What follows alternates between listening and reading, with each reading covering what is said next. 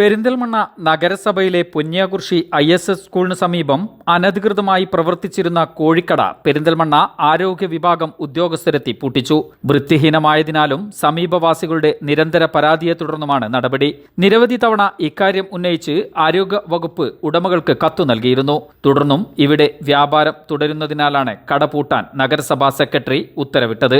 ചൊവ്വാഴ്ച രാവിലെയാണ് നഗരസഭ ആരോഗ്യ വിഭാഗം, ക്ലീൻ സിറ്റി വിഭാഗം manager Valsan C, health inspector Rafeeq, Rajeevan, Dinu L, Faisal K തുടങ്ങിയവരുടെ നേതൃത്വത്തിലുള്ള സംഘമെത്തി കോഴിക്കടക്ക് സീൽ വെച്ച് പൂട്ടിട്ടത്.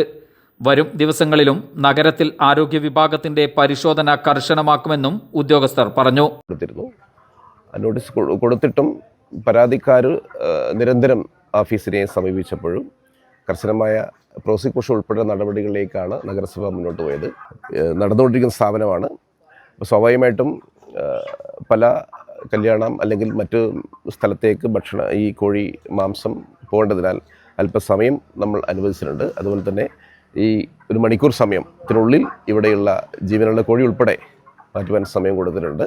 അതിനുശേഷം മഹസ്ത്ര തയ്യാറാക്കി എല്ലാ നടപടികളും പൂർത്തിയാക്കിയിട്ട് ഡിപ്പാർട്ട്മെൻറ്റായി ഈ സ്ഥാപനം ഇന്ന് അടച്ചുപൂട്ടും. പൊതുജന പരാതി ശമിപ്പിക്കാൻ വേണ്ടിയുള്ള നഗരസഭയുടെ തീരുമാനപ്രകാരമാണ്